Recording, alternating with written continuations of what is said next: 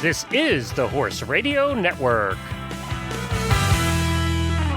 This is episode 33 of Horsemanship Radio, brought to you by Index Fund Advisors, IFA.com. Horsemanship Radio is a part of the family of the Horse Radio Network.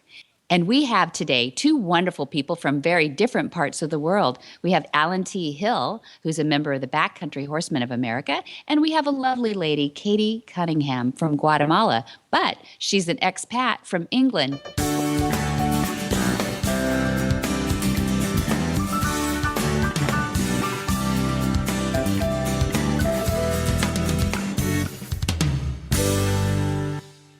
This is Debbie Laux, and you're listening to the Horsemanship Radio.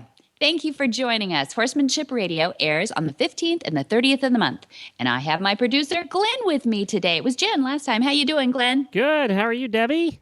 Good, good. Jen and I were having some fun last time. We were talking about your pony and her work with your pony, getting a little frustrated sometimes. Is that true? Yes. We got him. He was a rescue about 18 months ago, and we just taped him actually the other day because we hadn't checked his weight since we got him. When we got him, he weighed in about 275, and he's a Hackney pony about 13 hands. And he weighed in about 275, and we checked him the other day. He weighs 550 now. He almost doubled his weight. That's awesome. So, he was a starving neglect case when we got him, and we've been training him and doing things. But, he is a Hackney pony. so he has a little bit of an attitude. Actually, I've had other Hackneys that have been worse attitude-wise. This one, I would say he's pretty good for a Hackney, but she likes to take him out when I can't drive him all the time because I'm working. She goes out for a ride with her quarter horse, and she ponies the pony. She just takes him along on a lead. And, he has a habit of, wandering and, trying to bite her horse and, acting up and pulling her arm out and things like that. He's a pony, So, yeah. So she was talking to you about the dually halter, which tell us why the dually would help in a situation like that. Are you trying to figure out how we're going to get a hold of this hack? Yeah, exactly. I'm just trying to save my wife's shoulder, actually. Yeah, exactly. Yeah, it helps the relationship, too. Yeah. So, the dually halter it's a really simple concept, but it was really handed over to my dad, Monty Roberts, about well over 50 years ago. Oh, gosh, it's well over probably 60 years ago now because he was just a kid. And there was an old man back then, probably younger than Dad is now, but he showed Dad how to do something that we now call a come-along. And it's really just taking a length of rope and twisting around the head. Maybe when you're catching, a wild horse out there and you have nothing more, you don't have the ability to put a halter on. The idea is that it comes loose and tight, loose and tight, loose and tight as the horse pulls or relaxes. And it's a pressure and release, and an instant, not something that you have to release or release a tension or adjust or anything. It's instant. And that's back in the 90s when he wrote his book and everybody was interested suddenly in natural horsemanship. And this was actually a little bit before the Horse Whisperer came out. But in the horse world, they were already exploring that. And it's a really difficult thing to teach how to use the come-along. So what he did was create and patent a system of putting a ring on a rolled cotton rope that's really it's just adapting a nice flat nylon halter to use with a pressure and release system. It makes it easy for anybody to use. And you've got rings on both sides so you can lunge line with it. The nice thing is the horse schools himself. You really just walk along. Like if Jen's going to pony along and that Hackney starts to pull back a little bit, she can just wait right there and he'll feel that pressure. And it's kind of like a twist in your sock. It's uncomfortable. It's not pressure like pain. That would be actually the opposite direction that you want to head in. You don't want to cause a fight. So you want to cause something that says, oh, that's uncomfortable. But when I step forward, it gets immediately loose. So it falls into that category of picnic. positive instant consequences and negative instant consequences. And with horses, there's about a 3-second window of instant. Right. Because they won't know why you schooled them 5 minutes later. So you need that instant reward and that instant consequence if they pull or even push, if they're bargy too. It works for that too. So does that make some sense about that pressure and release? Yes, it does. And I think that's going to be perfect for him. Because he's not a bad pony. It's not like we're trying to cure something that's really bad. He's just a curious pony. Yeah. So I think it's going to be perfect. I can't wait to get it. We actually, you were kind enough to send us out, and they come in colors based on size. Right. And you sent us out a red one, but which is small, but that's still too big. So he needs the extra small. Yeah. Sure, the pony size. So we'll send out a green one, and with that red one, let's do something fun. What do you usually do? You do like a let's somebody win it. Yeah, we'll do a giveaway next episode. We'll figure out something and we'll do a giveaway on it for next episode. Okay. And we'll ship it out to one of our listeners to give it a try. Good. We'll get somebody using it. And that red is it's a yearling, small Arab head kind of size. So somebody it would fit a large pony, like ours is 13 hands. It would fit a 14-hand pony really well. There you go. And they're very adjustable. They are very adjustable. That's right. That's right. We put a lot of holes on them because we figure you're going to use them on different. That's a training halter, so you use it on as many horses as will fit in it. And we put a ton of holes in 3 different places on the thing, so you can really use it on a pretty broad amount of horses too. I'm being a halter commercial now, but they're so unique and they're so tried and true. Years and years and years of people using them. So most people kind of are aware of them now. So somebody will get one. Well, we'll let you know how it works, okay? And the other thing too is we very seldom mention this, but on MontyRoberts.com, you guys do have a shop and sell the halters and the buckles and sculptors and all different kinds of things on there. We do. We have, but all educational. We don't get into the rock star kitschy stuff. It really is all with purpose because we have to send it all over the world, and you don't want to get into huge amount. I know another thing I'm going to send you though. I just thought of it. We have a 17-foot line, which it took us kind of years to develop what the perfect length for a ponying and for training on the trailer, loading. You want some more line in your hand in order for them to be fractious, for them to act up. And ponying especially, you're going to get some little bit of acting up sometimes or separation. And so we make a 12 and a 17-foot, and then we sell the long lines in pairs of 30. That's, for a 50-foot diameter round pin or wherever you can work in the arena. But the 17-foot is perfect for you guys to do that. And so we'll send that along with your green halter too. Okay? And I want to know who designed your shop online too. If you haven't gone to MontyRoberts.com and gone to the shop part yet, you have to do that because it looks like a store. It looks like an old-fashioned general store, and you actually highlight and pick the section of the store. You're looking at a store, at a graphic of a store, and you pick that section of the store you want, and it takes you into that section. It is so cool. It looks like you're shopping at an actual store.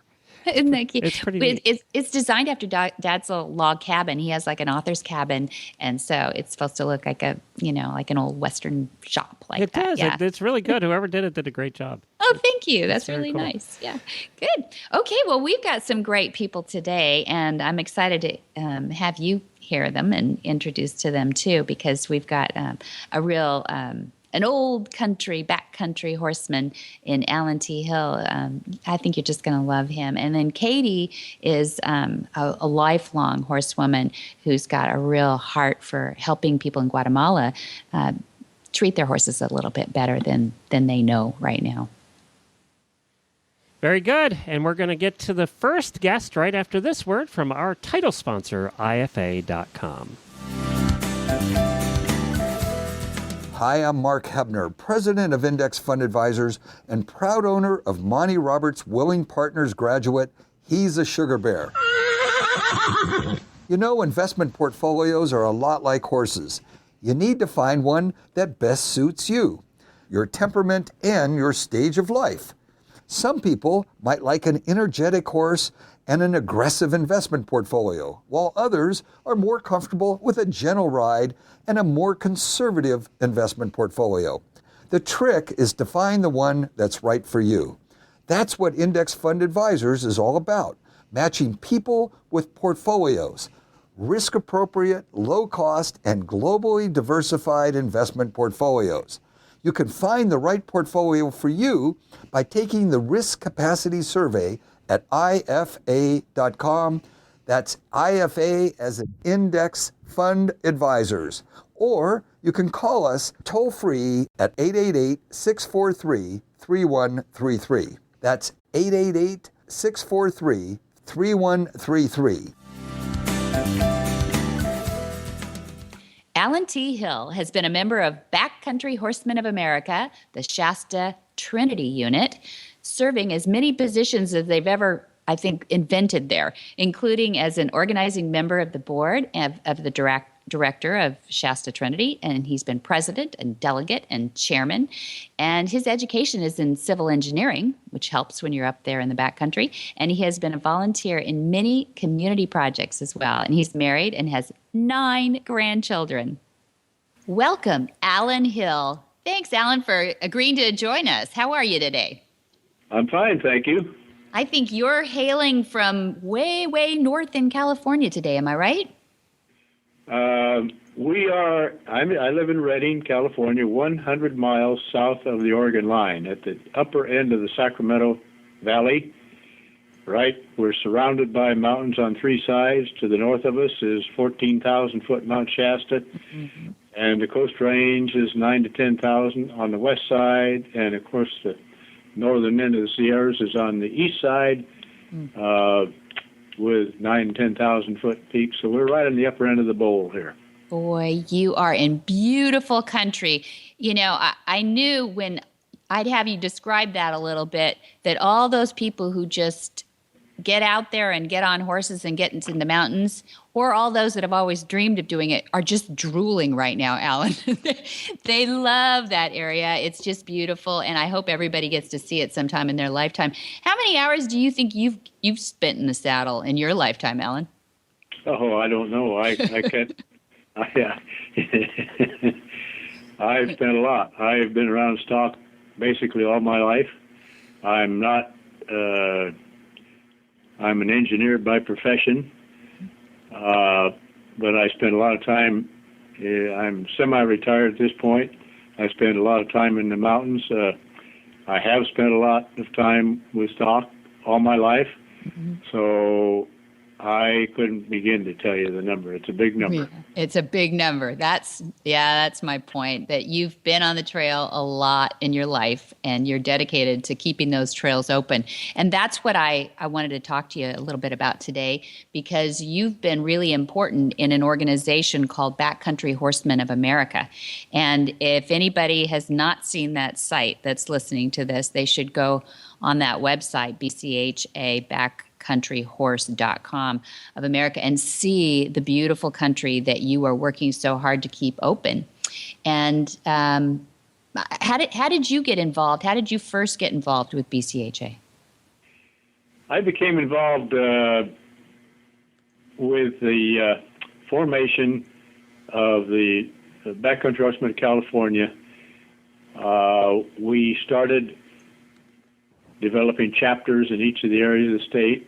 Our unit, the Shasta Trinity unit, was one of the early ones in the state that was organized.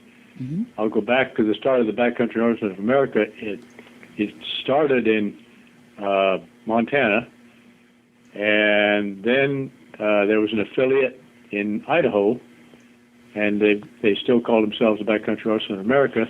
Then the state of Washington formed under the Backcountry Horsemen of Washington. At about the same time, the Backcountry Horsemen of California formed. Okay. So that was 40 years ago. We just had our 40th anniversary. 40. Wow. And the organization has grown now to where it's coast to coast, connected with the states. I think Kansas was the one that plugged the gap between the Atlantic and Pacific. And although we started out in the west, and the west of the Mississippi was a lot of public lands, a lot of public land issues, a lot of access issues, lots and lots of trails with BLM land, Park Service land, and And the Forest Service national parks and national forests were our original focus. However, since we have expanded to the east, we've learned more about the east, the private lands that exist there, and so we are known as the volunteer trail organization, probably one of the greatest contributors of volunteers across the country today. We're very proud of that. We have a fairly small membership of 14,000 people scattered across 27 states. There you go. But our dollar volume of work each year that we contribute is in the neighborhood of $14 to $15 million, ever growing. Goodness sakes. And it's growing rapidly, but it still doesn't represent an accurate number of our contributed hours. We're not the best bookkeepers in the world, and to try to keep a time sheet or a diary of all the things we do is beyond what we really do most of the time. Yeah. So, just to put it in perspective, the fact that BCHA has been around for 40 years, I think if I did my homework correctly, the Wilderness Act is only 50 years old before they recognized that, we should start preserving some of this land to ride on. Isn't that right? That's correct. Yeah. That's correct. We did attend the 50th Wilderness Celebration in Washington in September, which was a wonderful event that celebrated the years and years of political activity and legislation that culminated in the Wilderness Act. So it was a part of the motivation of our founders was to perpetuate a way that these trails in public lands and wilderness could be sustained and open and kept open for the recreating public into the future. Right. So, and I hear the statement made a lot that people want to see the wilderness as it was in the beginning, that they want to see it pristine. And why is it important to keep those trails open? Well, most of the wilderness areas are very large. We have, for example, in our backyard, 1 million acres of wilderness 1 million on one side of the valley that has miles and miles of trails that have not been funded adequately over the years, and without sustaining the maintenance program, we no longer have access of any kind to the wilderness areas or lots of public areas of public land. So it's critical that we're talking two things. We're talking about enjoyment of the wilderness, which we all support. The pristine wilderness is just a wonderful place. But if we don't have access to it by trailhead roads and maintained trails, we essentially have cut off the access except for a few hardy hikers who can hike cross-country in very rough terrain. Can't make as much distance as on the back of a horse either, can you?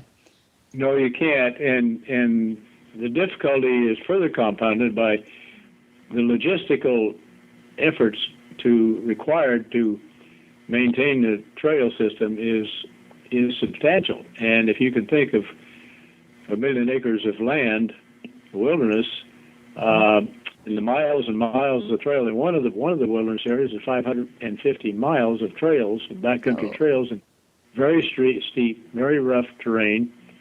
And the only way tools and supplies and support for fires can be managed in that country is with a lot of stock.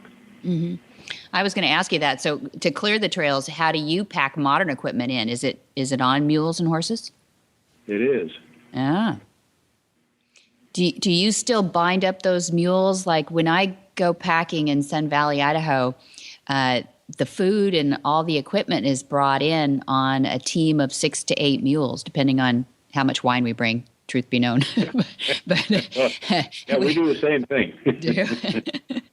But those guys are huge. That and then actually the number of stock required to support some of the backcountry camps is amazing. We support the California Conservation Corps backcountry crews, and each crew is there are 18 to 19 members, including the supervisor.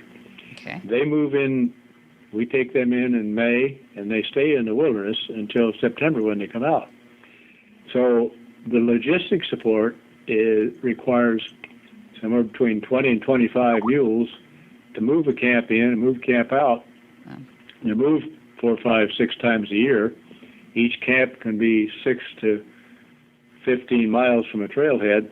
Mm-hmm. So every camp move, just pack mules alone, requires 20 to 25, in addition to the packers and the other saddle animals that we have. Each week, the resupply for those crews is anywhere from 8 to 12 mules.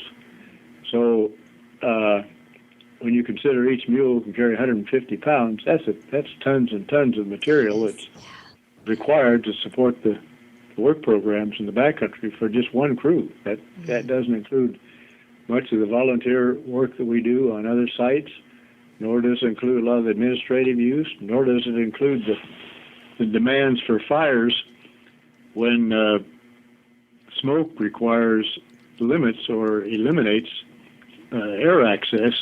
The mules are the only source of support for the fire crews. Oh, right. That's true. So do you use exclusively mules then? Am I hearing that? Or are you on horses as well? No, there's horses and mules. Both are used. Yeah.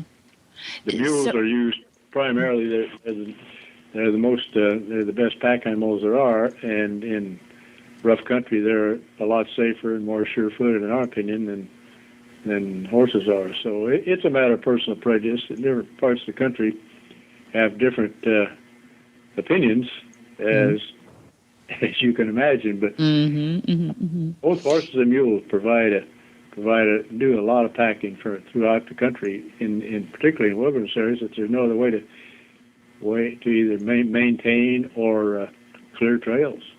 How do you train? I'm picturing those big pack mules, and then they're side by side, the trails that we go on.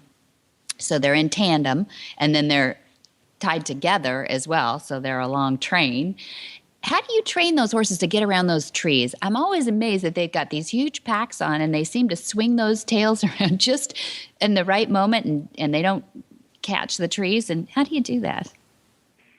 Well, we don't use them in tandem. We use them in a single line. They're all tied head to tail. And the way you train them, everybody has their thoughts on that. It's kind of interesting. A lot of the old timers, of course, use the easy way out, and that was when they got a colt that was partially broke and they could put a pack saddle on it, then they would tie some boxes on and turn them loose in a corral and let them bang into fences for a while. I see. Yeah, that makes sense. Yeah. And, the smart ones learned real fast. Yeah. They learned to get out of the way. And then when they're on a trail, you'll watch, and they'll run into a tree, and you holler at them, and they know they've done something wrong. And the smart ones will hit a tree once or twice and 3 times, particularly if they have a wide load. And they'll think, well, this is not fun. And then you'll watch them, and they recognize that, that the wider loads require them to move away from a tree, and it is fascinating to watch them teach themselves how to survive on those tight trails. Yeah, they are amazing, and they're very smart. You're right. It seems like the most natural thing that horses are on trails, and it's always amazing to me that we're having to fight to kind of keep trails open. But if you were king and you could dictate how young horses were trained, would you add trail experience to every horse's repertoire?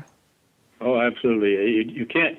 It's not fair to people, either people who own the horses or the horses themselves, to take them on some backcountry trails when they haven't had the experience prior to the time they're exposed to those conditions. I mean, animals are smart, but they need to have some experience, and it's not fair to them for people to come to a trailhead, unload a horse or mule out of a trailer, out of a truck, and waltz on up the trail.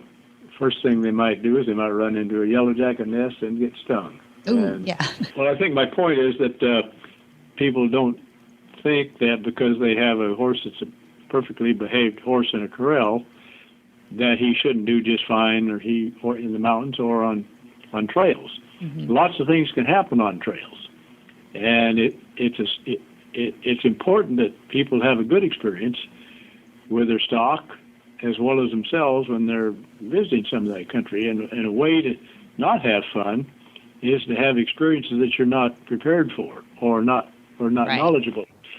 So we do every spring.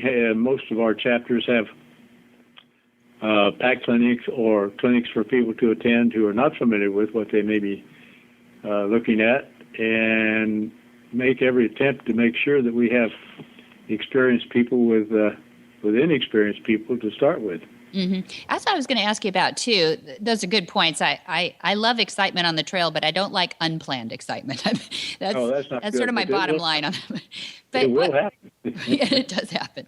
What's a typical volunteer look like these days? How are you guys doing for recruiting?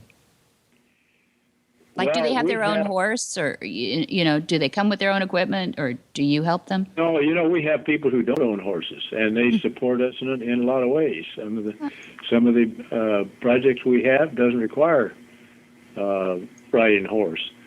We have a lot of people, and I guess this is an important point to make. Our demographics are changing rapidly. 40 or 50 years ago, there were a lot more people who were raised on small piece of property on a ranch where they had animals. Today's demographics require people to live in a different environment and under different circumstances. And livestock ownership is an expensive proposition. Mm-hmm, mm-hmm. So we have people who love the mountains and love to go to the wilderness, they think, but they may not know really how to prepare for that, whether mm-hmm. it's the food to take in, whether it's the experience they are seeking on a horse, or they're seeking solitude. So it's a continual effort to educate and try to ensure that everybody can develop the same level of enjoyment of riding, whether it's in an urban environment or in the mountains, but recognize that all of those experiences that people can look forward to mm-hmm. are not similar, and they do change. It's important to not have our new people or who are our new members think that just because they have a love for horses, mm-hmm. that they'll have a love for horses and experience horses at the level that they may not want, if they get in trouble or if they are fearful of conditions in the mountains or even in the front country. So I think we have seen a lot of our people come and join the organization dedicated as volunteers, and if they don't have a horse or don't own a horse or are aren't familiar with them, we'll help them. We'll help them get that familiarity, and if they aren't familiar with it and have an interest in volunteering on projects that we have that don't require sitting on a horse or using a horse, then that's fine too. That's great. That is great to hear. I can't think of another outlet that I've ever heard somebody say that for. We'll train you up, and I mean, if there's anyone listening that wanted to help, what do they do? Do they go to the website? How do they contact you? Yes, that website we have is a great website. We just put together within the last year. And if you go on the website, it will show, I think, something about how to join or about BCHA. Okay. You can pull up that website and see the location of every single chapter in the Backcountry Horsemen of America with an address and, in some cases, with phone numbers. So if you live in Alabama and want to know if there's any chapters in Alabama, it will show on the website. That's awesome. It'll be with current information that may need to be updated a little bit, but if there's a glitch in the location and someone would want to call our BCHA executive office, that number's on the phone, and be happy happy to talk to somebody. But for many years, that problem was an issue because people would have heard about the Backcountry Horseman organization, like what they heard, wanted to participate in an organization, yet they couldn't find out where the teachers were or. It's no longer an excuse. Yeah, you've got a Facebook page now. I'm looking at the website. You can become a member of it. So yeah, it's up to date as much as the internet is. Anyway, it looks really good. And I just think it's so important that we keep this privilege. It is a privilege, I think, to be out on the wilds. There's over 500 million acres of wilderness in this U.S., and you've got, I think, half of it in your backyard. No, I'm kidding. But that's a lot that you've got in your backyard. But it is a privilege to be there, but I think that comes with the responsibility to take care of those trails, and you guys are a great organization to help people do that, not only dedicated to keeping them open, but dedicated to building a group of people that will assure that our children have access as well. And that is important. That's what a lot of our people feel, is that they feel like what efforts they make today will perpetuate that opportunity for our kids and our grandkids. And without that, the trends were, and certainly the trends in budgeting, are in the opposite direction. There are a larger number of people recreating in our nation's wild public lands, and the number of dollars going to maintain that at the federally funded level are dropping. So, it's a perfect storm. There's not the priorities given by most of the federal agencies to address that question of lack of maintenance. And we're, as part of our advocacy efforts, we are working hard at the national and state and local level to make sure that our voice is heard. We may not be as effective as what we think, but we spend a lot of time and a lot of money trying to bring those issues to the attention of all members of Congress. That these are valuable assets that our country has. There's been an infrastructure built over the years that should be maintained. It's like a road or railroad infrastructure. It needs to be there in the first place, and it needs to be continually maintained, or it won't be there. Well, thank you, Alan. That's fascinating, and I applaud you and all the volunteers before and after you that are doing such good work. I know I feel privileged to be on those trails that you're out there clearing up and creating, and whether it be mules or horses. I'll be looking for you guys out there, and hopefully we'll get a few people to help us too. Well, we would appreciate all the help we can get. That's our charge, and that's our responsibility we've taken seriously, and all the help we can get at any time, any place is much appreciated. Thank you. Thank you. Alan Hill of Backcountry Horsemen of America. Hi, I'm Monty Roberts, and I know that I'm transforming the lives of horses globally. You can learn to do it too on my Equus Online University. There's a new lesson on there each week, all the way from join up to advanced. Watch world's champions give their lessons. Join at montyroberts.com. Go to my Equus Online University. You can transform your horse too. Debbie and I would like to welcome Omega Fields to the Horsemanship Radio Show. We all hear about omega-3 and how important it is for your horse's nutrition. But why is it important? Well, simply put, horses were created to get all of their nutrition from live, natural grasses. Omega-3 is an essential fat found in many types of live grasses that are critical to the horse's health. If they were living on most live grasses 24/7, they would be receiving enough omega-3. But in today's world, most horses are fed commercial feed and forage as their primary nutrition, and most of these are lacking sufficient omega-3. All of Omega Field's flax-based products provide a balanced essential profile of omega-3, 6, and 9, and may be helpful in alleviating problems like skin and coat problems, hoof problems, joint issues, and sand colic. That's right. One of Omega Field's terrific products is Omega Horseshine. Omega Horseshine is an omega-3 stabilized ground flax seed supplement for horses to help maintain a shiny, healthy coat, strong, solid hooves, and top performance for horses in all stages of life. Omega Fields provides the best human-grade, non-GMO ground flax that helps with horses with dry, scaly, itchy skin, joint pain and inflammation, poor hoof growth, allergies, and lots more. Don't just listen to Glenn and I, though. Alexandra is one of their customers, and she sent us this quote. She said, "Any horse I ever own, I will feed with Omega Horseshine, and I'll recommend it to anyone, especially since it's natural and not pumped with chemicals. And my Paso, I guess that's a Pasofino or a Peruvian Paso, who is prone to colic, has no problems with it." So get your Omega Horseshine today at omegafields.com. And just for our listeners, we've asked them to give us a promotion, take a little bit off, and they get 15% off if you use the coupon code Monty2015. So it's all together, MONTY 2015. Monty 2015. Again, it's Monty 2015 for 15% off your next order at omegafields.com. We thank Omega Fields for being part of the Horsemanship Radio Show. And next up, who do we have?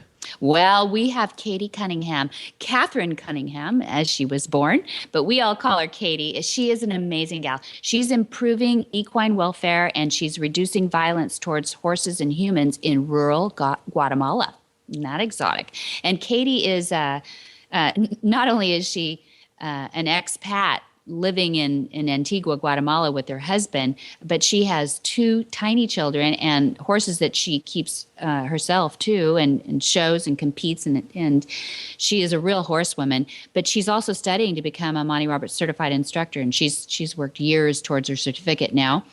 And her passion and now her cause is to help educate Guatemalans to keep healthy working horses for their livelihoods. That's how they make a living down there. They have tractors. They're called horses.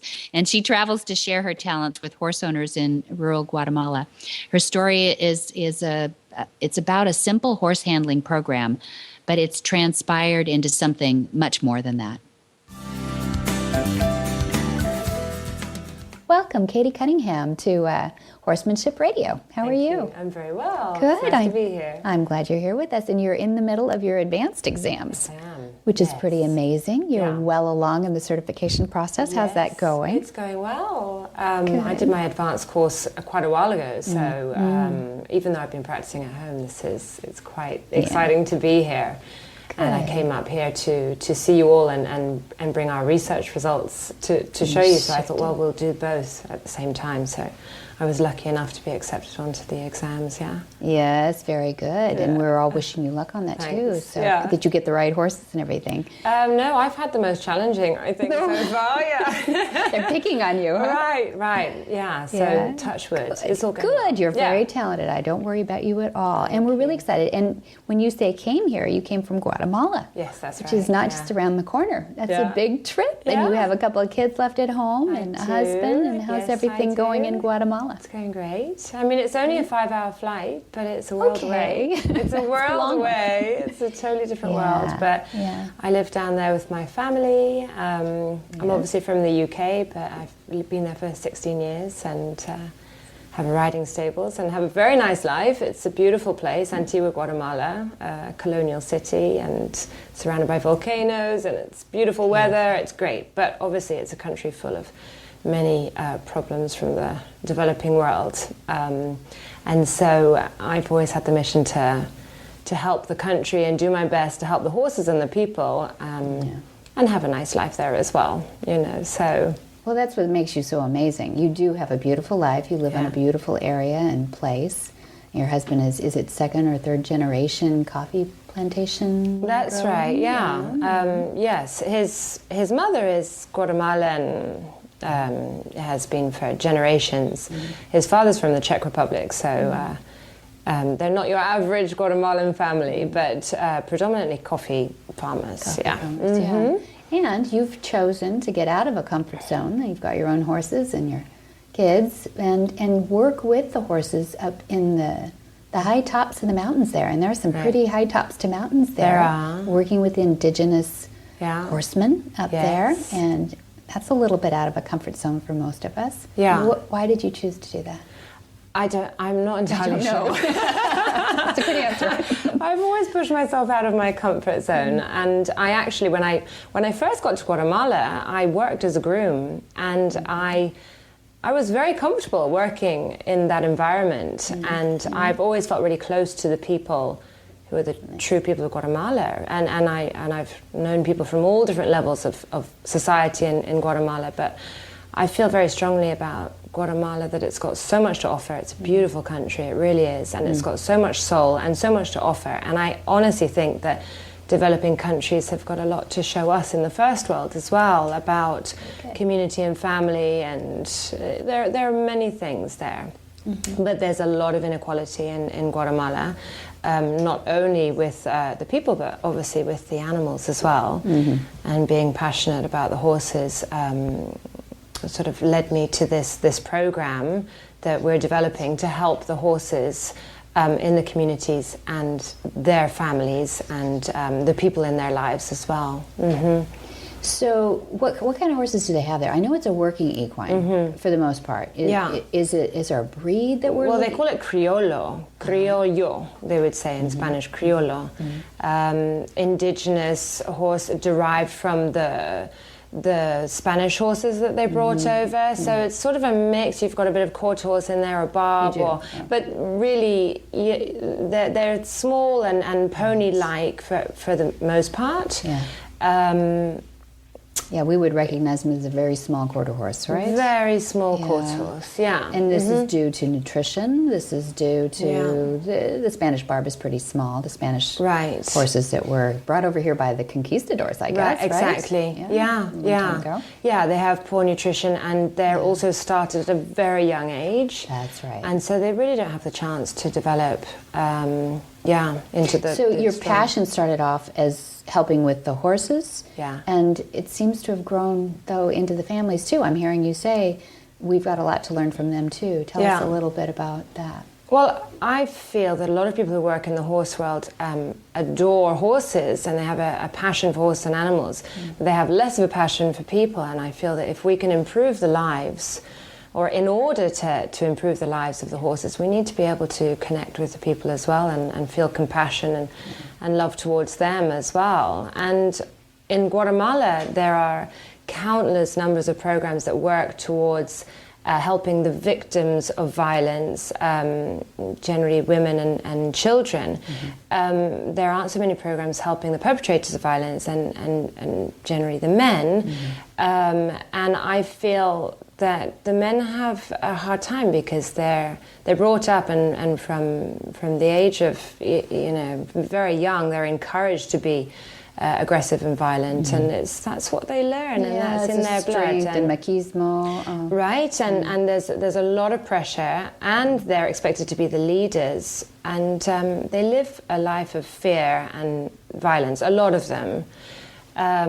And what I've found through the program that we've been doing is that it's a huge sense of relief to them that actually there isn't any need for them to be that violent person, that they can still be the leader and they can still be proud and the man of the house, but they don't need to use violence. And I think that no one's ever shown them that alternative before. That's the light bulb that goes off, is that they can still be in control, but because it is a very, Latin America that I've seen is very male-centric in all the horse industry, which is funny because in the U.S., and even in Europe, you go, and it's a lot of women in the industry that taking care of horses. It's 90% men, or I mean, I'm not saying that official statistics, but what your experience has been, it's definitely. And I think that their alternative to being aggressive is being weak, and they don't want to be seen to be weak, and they can't be weak. I mean, they live a very hard life. They need to be strong. There's been a lot of war going on in that country, a lot of problems. But the family's revenue, their employment is based around horses a lot of times, right? We've got a lot of them depend upon the horse, to carry their crops or to carry their firewood, which is a huge daily task, because actually it's that's their heat. That's their heat, and that's their cooking and what have you. So Their horses generally spend a lot of time carrying wood or carrying crops, or they're used as transport. And occasionally for pleasure as well, but mostly, Good. Well, pleasure in the sense of racing up and down and what have you. I wouldn't say it's so much pleasure for the horse, but pleasure for the people, right? Yeah. So when you go in there and you try to help them, what kind of horsemanship tips are you giving? Are you teaching them just the basic nutritions and checking and bringing a vet with you, or are you actually trying to change the methods that they're using? Well, we've been working within the framework of a foundation down there called Equinos Sanos para el Pueblo, which translates to Healthy Horses for the People. Okay. And that's a partner program of the Brook, which is a British equine welfare charity. And they provide a program to help improve the physical equine welfare of the working equines. And they work all over the world. But our idea was to bring in a program that would focus more on the horse handling and natural horsemanship and improving the psychological welfare of the horses. But we work within their framework, and we approached the men basically offering a program to say your horse might work more cooperatively and be a more willing partner through this program. And of course that interests them because therefore they'd be economically better off, etc. Right. So that would grasp the attention of the participants. But obviously they gain much more in the program than just having a more cooperative horse. Yeah. Yeah. Is it done men only so that they don't have this feeling that they're being watched by a bunch of women? And I'm trying to picture, give us paint a little picture of what it looks like when you're working with these people. Because I imagine people can't see you, but you're this tiny little beautiful lady, and in a machismo world down there, how do you tell the men anything? Yeah. Well, we work in a team. And I have my role, and then I have a lady alongside me, Leslie Pies, who's excellent. Yeah. She's sort of the bridge between me and the people, because there's a big cultural divide, and there are often things that I just are out of my grasp. But we deal mostly with men, because mostly it's men who look after the horses. Right. And we bring them to our farm, which is in Antigua. It's called Azotea, and we have a riding club in the farm called La Ronda.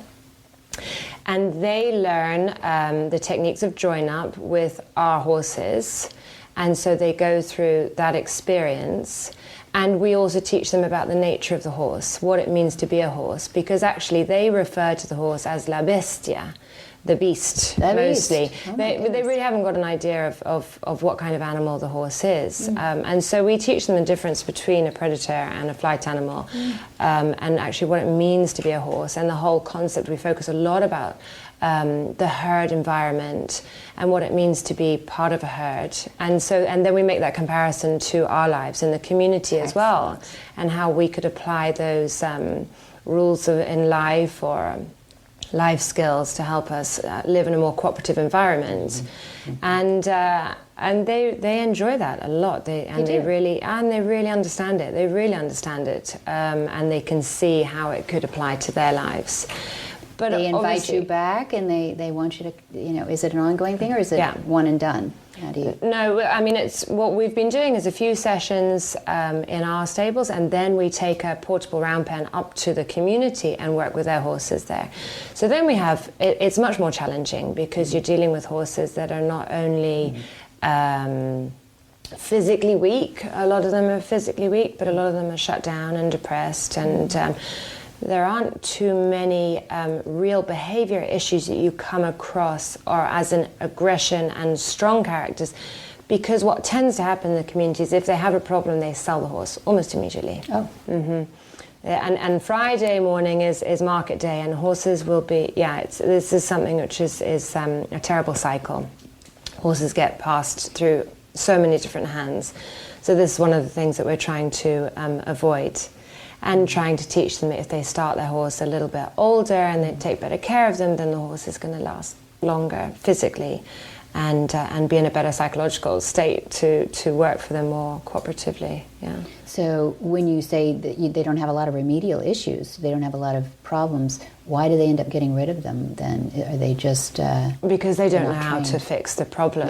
If there is a problem, they're done. They'll try and fix the problem with force, and they use some pretty barbaric methods. And one thing that we don't do is we don't judge and we don't criticize in the program, because it's the only thing they've ever known. And like I said before, I think it's a relief to them when they see that there is another way to be. So, we're just giving them the opportunity to see that there's another way. But traditionally, as soon as there's a problem, well, they try and correct that problem through force. And if that doesn't work, then they generally would sell the horse on. And so we try and help them to see that economically that can't be a good idea either, and so we're trying to eradicate that problem and have people who've got more willing partners for a longer time. What's your short-term vision? I mean, like 5 years from now, are they still going to be using horses in the same way? Is it changing? A funny story I thought was when we were in Guatemala, at your invitation, we went there, and we'd go to these mountaintops, and you'd see these amazing textiles on these women that just look, like could have looked the same way 100 years ago. Yeah. And they're on a cell phone up there. Yeah. Because they passed that idea of getting telephone wires up in these mountains a long time ago and just went straight to cell, right? Yeah. Which is so interesting. I think, well, there's all these opportunities out there. Are they going to just bypass horses quickly here now and start buying tractors?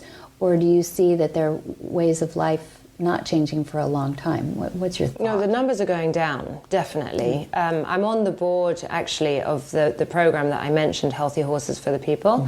And so we were looking at numbers. I can't remember the numbers exactly, but the numbers are going down for that very reason. There's more access, there are more roads, and so there are more vehicles and less horses. Okay. However, in a country like Guatemala, it's so mountainous that there are areas that will always have horses. So the numbers aren't going down as dramatically as in other countries. Okay, so now this is interesting, because what would you say to a person who's going, oh, that's so good, get the horses out of their hands because they don't know what they're doing, and it'd be better if they were just using machinery. But that does sound like a way of life, a cultural change. Yeah. I don't even know if that's good for horses. What do you think? Well, I think I was mentioning this earlier, that I always say to the men, if I was a horse, I'd rather be a working equine that's well taken care of than a sport horse who maybe physically is in a better condition, but actually isn't happy in its daily life, because there are cases of people who have lovely relationships with their working horse, their working equine, because there are donkeys and mules out there as well. Right. And the horses, the equine is seen as a member of the family. And so that's what we're trying to encourage, because that's like I said before, they've got a lot of things to teach us as well, and it's very humbling to visit sometimes these families who have a very nice family tradition, and they take care of their animals, and they live in a beautiful agricultural setting, they work hard, but they've got very strong values. And sometimes I think, who are we to come in and say we should change it? Actually, no, this is a great model, but we'd like to see more of that and less of the abuse. So there is definitely light at the end of the tunnel. It's definitely achievable.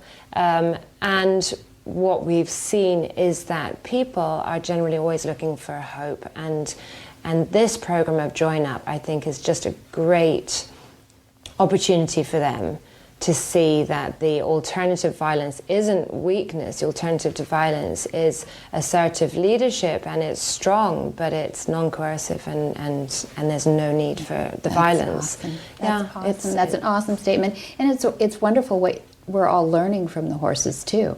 I don't know that we would even have conversations like this 50 or 100 years ago, right, of what the horse is giving back to us and what we're recognizing in a cooperative herd, and all the analogies that you can use with these people. Oh, they're endless. Endless, yeah. That's awesome. I think there are lessons there for everybody. And you're going to change generations now, because I know that there are children involved a little bit peripherally in the program, which is great. Yeah, absolutely. Yeah. So we need to set up like an evaluation system to go back and see how people are doing. Okay. But we did see in our program that it affects people who have experience with horses and people who have no experience with horses. Oh, that's great. And what our research is hoping to show is that we can reduce violence and abuse not only towards the horses but towards the people too.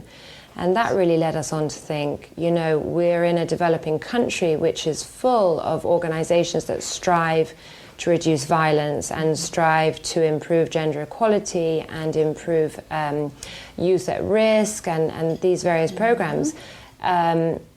A lot of them haven't had the success that they've wanted to, and the people that I've spoken to in these programs who hear about these more groundbreaking methods of reducing violence absolutely jump at it. They love the idea of it because there's only so much more you can do, or the more they've been doing. They hold workshops and they discuss violence reduction and they have various different exercises and what have you, but the experience that someone might feel going through the join-up experience with a horse and discovering for themselves, the whole concept about them discovering it for themselves, that they don't need to use violence, is really key. And we refer to the embodied experience, not feeding information to our participants, but allowing them to feel it physically, as in be in the round pen with a horse, be more present and more focused than maybe they've ever been in their life, because it's a very intense experience for people, particularly if they're not used to big, larger horses, and allow them to feel it and then make the discovery themselves. So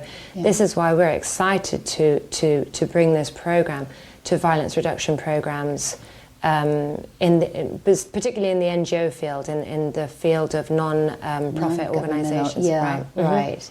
So what you're saying too is that there's a lot of organizations that have been going down there for a long time. Yeah. And this is just way out of the box, and it's getting results pretty darn quickly. So what are you doing with the information that you're learning and quantifying? Well, this is why we're here today, or in the next couple of weeks. My colleagues will be coming up from Guatemala and we're going to present the research results. I'm so excited to hear. I'm excited too, yeah.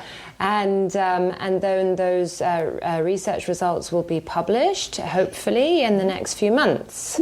So Judith Gibbons, PhD, is our head researcher, and we're very lucky that she's basically facilitated this research. But our principal question, let me see if I can remember it correctly. The mission statement is... Okay, can we improve physical and psychological equine welfare through a join-up program that aims to improve behavior and attitude towards violence? I might not have got that but it's pretty much though. Right. No, that's excellent. That's excellent. So you're going to get into real solid facts and figures, and that's what Judith and you are presenting. Okay, yeah. So this is something that we're here to discuss and propose different ideas. But what I'd like to see is us proposing these or presenting these research results at conferences on the international level, and then present the idea to organizations that work in these fields, not only of equine welfare, but also of violence reduction, youth at risk, gender equality, and non-aggressive leadership, because that's essentially what it's all about. Excellent. And if we can work within the framework of organizations that already are striving towards those goals, then you're halfway there already. Yeah. Excellent. And they're out there. The Child Fund International, we know Melissa Lindros from, and you're working with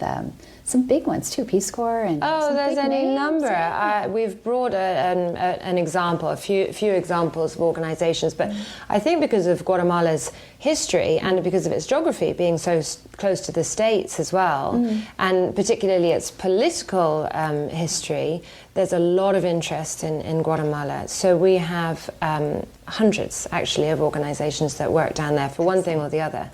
But I really don't know the number off the top of my head, but I'd say that it's close to 100 organizations that work towards violence reduction one way or the other.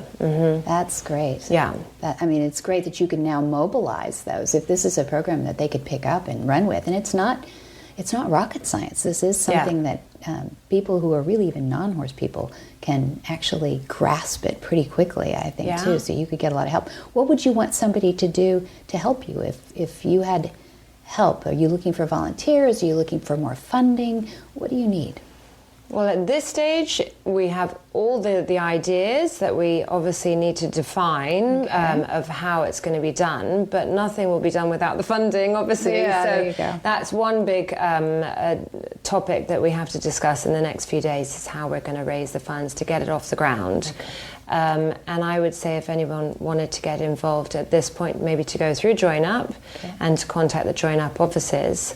And then in the next few months, we'll be setting something up more official in Guatemala. But literally in the next couple of weeks, we want to define a few things to be able to make those formalities. Excellent. The Guatemala Project. We'll have them earmarked for that. Great. That sounds great. Well, thank you, Katie, for joining us today and sharing your horsemanship and your passion more than anything. So much. And we look forward to hearing about this presentation and the IRB and what you're going to do with it. And as soon as it's published, we're going to have you on again if you will come back. Yeah, absolutely. Okay, thank you.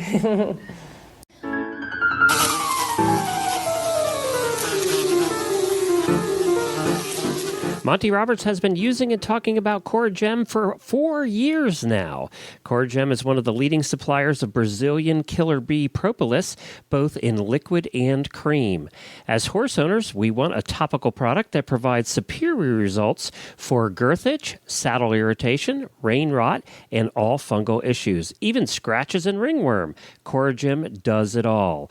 We also want a product that heals wounds fast and minimizes the appearance of scars. CoraGem does that too. And we want it to regrow hair in affected area and reduce skin inflammation, and CoraGem does that. Plus, it contains no steroids, antibiotics, or chloride. It is non-toxic. It's even safe when your horses lick it, and we know they will. Used and recommended by veterinarians, breeders, and trainers from all over. Get CoraGem today at CoraGemAnimals.com. That's CORIGEM Animals.com. And use the coupon code HRN2015. That stands for Horse Radio Network. HRN2015, and get 10% off your next order just because you're a listener to this show. That's HRN2015 at CoraGemAnimals.com.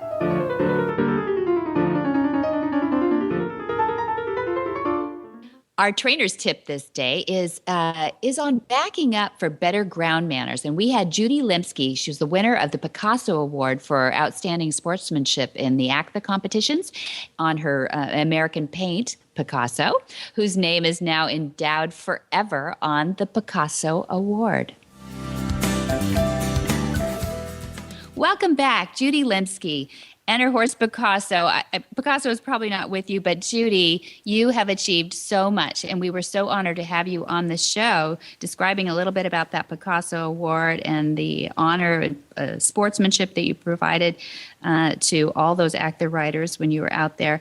But we wanted to have you back to hear some of your inside secrets, tips, anything for all of us frustrated trail riders who sometimes come upon that one obstacle, like that chicken in the mailbox or something, you know, that you think, I just can't get it. So we want to hear from you, Judy, on a tip that you have for us today on trail riding. Well, I have a simple training tip, and I think it will help everyone get their horse to listen and respond better. It's extremely simple. It's just back up. My tip would be to back your horse up often, even when you're not in the saddle. I mean, I back Picasso up everywhere. I back them through gates, around cones and trees, anything I can find. I back them up before I ride, when I ride, and after I ride. I mean, I like to keep him thinking and not anticipating. Oh, that's it. So it's a listening to you moment when you're doing that backup. Okay. Yes. Is it a trust thing? Do you think there's trust involved in that too? I mean, that's listening to you, I know, but they can't see everything back there. It absolutely is trust, and that's going to help you when you come to any obstacle that's a competitive obstacle. They're going to trust what you're asking them to do, and especially backing up. I mean, that's not a natural, something you see them do every day out in the pasture. That's right. That's right. It's a fairly unnatural thing, actually. So, and a lot of disciplines don't do much backing up, frankly. How did you get onto that?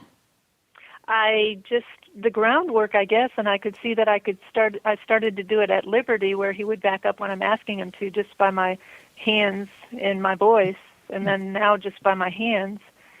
And so I just started adding that all the time. I mean, almost every gate I go through, I back them up. Mm-hmm. I have them turn, I side pass them on the ground. It just seems to help everything, that when I get in the saddle, everything seems so much better. So we just had, on the last episode, we had my dad, Monty Roberts, talking about a horse that was having trouble going through the starting stalls, which is always a forward movement, right? Racehorses go forward. They don't go backwards. And he talked about finally discovering that was a trick to getting a horse not thinking about blasting through a narrow space. And he eventually got the thoroughbreds to back up just with cues from his body. I mean, in other words, untethered, unclipped. He was in an open arena just backing through L's and everything. Do you think you can, or do you, work with Picasso even off the lead? Oh, I do off the lead. I even set up cavalettis, just set up logs in the arena, and I will have him back up and serpentine those logs at a backup. Excellent. And then I'll have him step over the log and then side pass each direction over the log at Liberty. Listen to you. That is awesome. At Liberty. I know. Sometimes I think maybe this accident I had in recovering from it, I've done so much more groundwork that he's just, he's so much better now. He's calmer and just, I hope I can take that outside of the arena and back out onto the trails again. I bet you can. That is a great tip, and I think a lot of people will not have thought of that, but it makes good. It's one of those light bulb moments, It makes good sense when you say it out loud. And I don't advocate everybody having an accident. Let's live vicariously through Judy for this one, and learn to do take a little more time on your groundwork. And I think that's a great tip, Judy. Thank you, Judy Linsky, for contributing another to Horsemanship Radio. What in the wide, wide world of sports is going on here?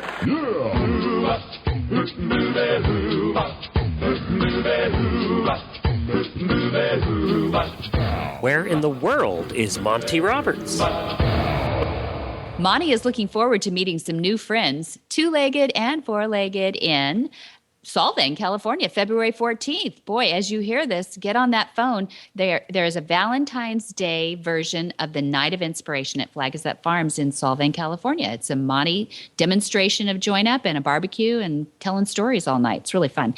And then February 21 and 22, we just added a Riding with Respect Horsemanship Clinic with Monty Roberts, again at Flag Gazette Farms in Solvang, California. That's a Saturday and a Sunday. Bring your own horse or ride a willing partner's horse that you can use there, and auditors are also welcome. So we got something for everybody there.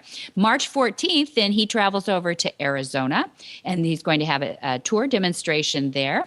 Then March 24, 26, 28, he will be in all over England. So he's got 3 tour dates there in England. And then he hops over to a little country called Hungary. And that's April 11 and 12 in Hungary for a special weekend clinic hosted by his certified instructors there. Wow. Busy, Monty, busy. And you can see his entire schedule at montyroberts.com, or you can give them a call at the office at 805-688-6288. And for details about today's show, go to horsemanshipradio.com, where you can find links, photos, and more information about our guests. And we also love your feedback. You can follow us on Facebook, facebook.com/Monty Roberts, or at Twitter at twitter.com/Monty Roberts. And the easiest way to listen to the shows is the app, the Horse Radio Network app. You know that now, just did the numbers, 60% of people now listen on their phones through the app. So awesome. We're very happy with that, and we've doubled the number of countries listening now to 92. So we have people in 92 different countries that listen to our shows. Just go to the iOS or Android App Store and search for Horse Radio Network. You'll find the Horsemanship Radio Show right on there.